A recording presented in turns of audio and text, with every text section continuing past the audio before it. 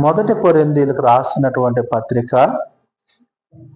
3వ అధ్యాయము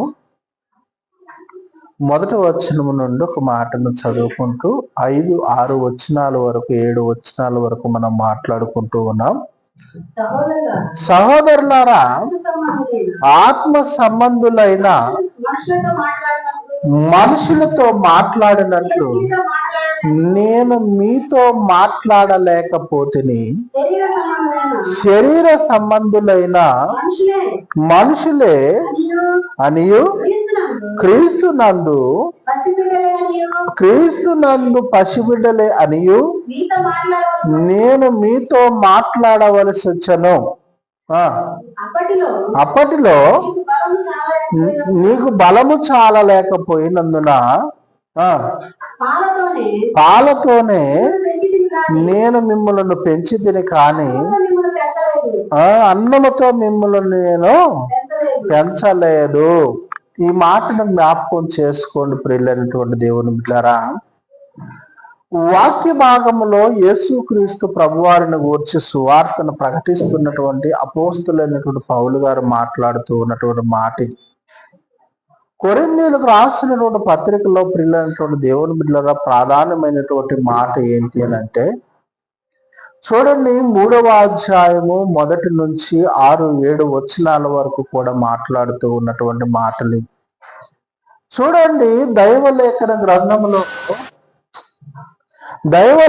గ్రంథములో ప్రియులైనటువంటి దేవుని బిడ్డలారా, వాక్యము అనే పాలతో నేను మిమ్మల్ని పెంచితి కానీ అన్నముతో నేను మిమ్మల్ని పెంచలేదు అని అంటూ ఉన్నాడు. వాక్యముతో దేవుని యొక్క వాక్యముతో దేవుని యొక్క దాసుడైనటువంటి పౌలు గారు మనందరినీ పెంచిండు, సంఘాలను కట్టిండు. కానీ అంటూ ఉన్నాడు, ఆత్మ సంబంధంగా నేను మీతో మాట్లాడలేకపోతే. ఎందుకంటే ప్రియులైనటువంటి దేవుని బిడ్డలారా, మీరు శరీరాల సంబంధమైనటువంటి స్వభావమును ఇవ్వలేదు. శరీరాల స్వభావాన్ని ఇడవక దేవుని యొక్క వాక్యానికి ప్రియులైనటువంటి దేవుని బిడ్డలారా ప్రాధాన్యతను ఇవ్వలేరేమో, మీరు క్రీస్తులో నడుచుకోలేరేమో, మీరు క్రీస్తు ప్రభువులోని ముందుకు రాలేరేమోనని నేను మిమ్మల్ని ఖండించలేకపోతే గద్దించలేకపోతే అంటూ ఉన్నాడు. మీరు ఇంకను శరీర సంబంధులై ఉండుట వలన ఇప్పుడును మీరు బలహీనులై ఉన్నారు. కారా మీలో అసూయలను కలహమును ఉండగా మీరు శరీర సంబంధులై మనిషి రీతిలో నడుచుకున్న వారు కారా అని మాట్లాడుతూ ఉన్నది. ఏ రీతిలో నడుస్తూ ఉన్నావు? శరీర సంబంధులై శరీరానుసారంలో మనుషుల స్వభావంతో నడుస్తూ ఉన్నావు. కానీ దేవుని స్వభావంతో నువ్వు నడుస్తూ ఉన్నావా?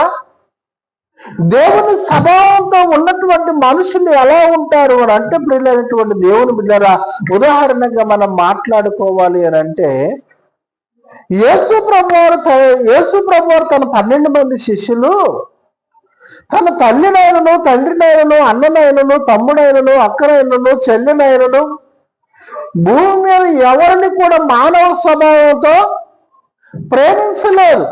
కానీ ఆత్మ సంబంధంతో ప్రేమించాలి. ఆత్మ సంబంధులు ఎలా ఉంటారు? శరీరానుసారులు శరీరంతోనూ, ఆత్మానుసారులు ఆత్మ సంబంధులై ఉండాలి. ఆత్మ సంబంధులైనటువంటి నీ జీవితంలో ప్రభువుకు మనం ఎంతవరకు కట్టబడ్డం చెప్పండి? ప్రభువుకు మనం కట్టబడినటువంటి స్వభావం ఏది?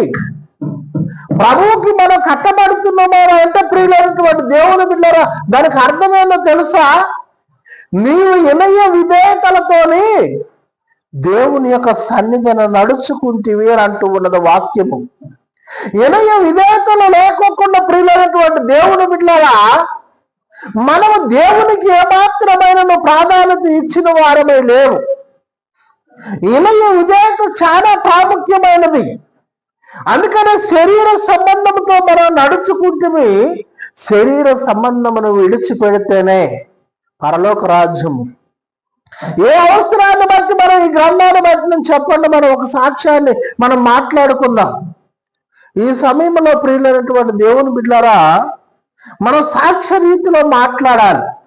ఈ గ్రంథాన్ని మనం పట్టుకున్నాము అంటే దేనిని ఆశించి పట్టుకున్నాం?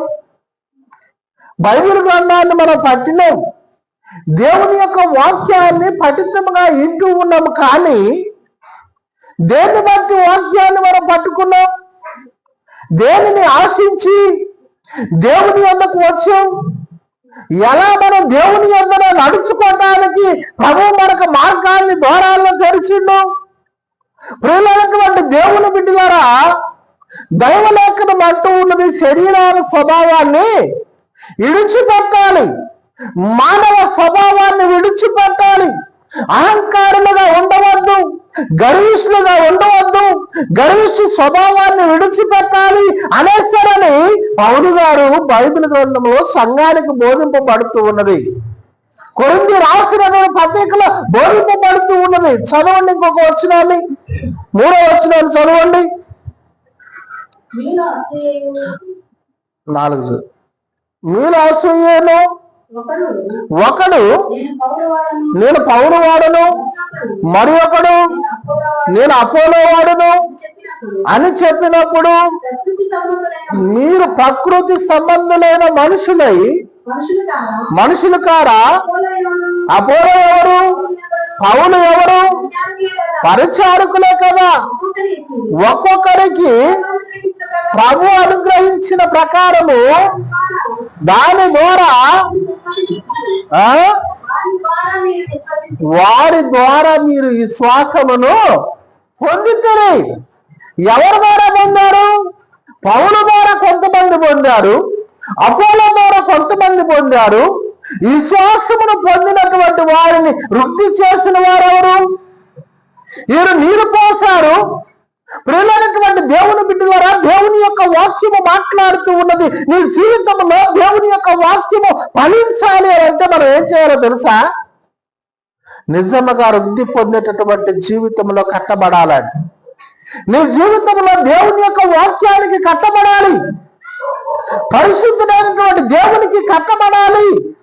పరిశుద్ధమైనటువంటి దేవునికి నువ్వు కట్టబడకోకుండా ఎన్ని అడిగినా ప్రయోజనం లేదు. అందుకని నేను నాటి తిని ఆపోలో నీళ్లు పోచను, వృద్ధి కలగజేసిన వాడు ఎవరండి? దేవుడే. దేవుడు వృద్ధి కలగ చేయాలి అని అంటే ప్రియులైనటువంటి దేవుని బిడ్డలారా, నాటబడిన నీ జీవితంలో, నీళ్లు పోయబడిన నీ జీవితంలో ఎదిగి ఫలించే బాధ్యత ఎవరిది? ఫలించాలంటే బాధ్యత ఎవరిది? ప్రియులైనటువంటి దేవుని బిడ్డలారా, నువ్వు ఫలించాలి అని అంటే, అభివృద్ధి నొందాలి అని అంటే, ప్రభువుకు కట్టబడాలి అని అంటే, ప్రియులైనటువంటి దేవుని బిడ్డలారా, సాత్వికమైనటువంటి మాటల చేత కాదు కానీ కఠినంగా గద్దించినా నువ్వు లోపడాలి. వాక్యమే మాట్లాడుతూ ఉన్నది, నేను కాదు మాట్లాడుతూ ఉన్నది. దేవుడే మాట్లాడుతూ ఉన్నాడు, నేను కాదు మాట్లాడుతూ ఉన్నది. దేవుడు నీతో మాట్లాడినప్పుడు దేవుని మాటకు కట్టబడవా? దేవుని మాటకు కట్టబడరా? దేవుని మాటకు మన జీవితాలు కట్టబడాలి. చూడండి, మన జీవితాలలో మనం అనుకుంటూ ఉన్నాం, ఇదిగో నేను అవసరమైందండి, నేను ఒడ్డెక్కిందండి, నేను బాగుపడ్డానండి అని అనుకుంటున్నాం. కానీ ఇక్కడ అంటూ ఉన్నాడు, పౌలు ఎవడు? అపోలో ఎవడు? నిన్ను వృద్ధి పొందించినది దేవుడే. నిన్ను వృద్ధి పొందించినటువంటి దేవుని కాడ మనం ఏం చేయాలి?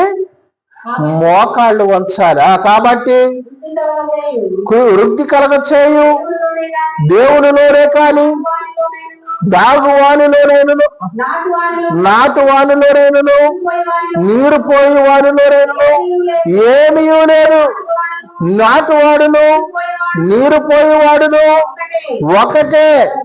ప్రతి వాడు నాకు చేసిన కష్టము కొలది జీతము పుచ్చుకును. తాను చేసిన కష్టము కొలది జీతం పుచ్చుకును.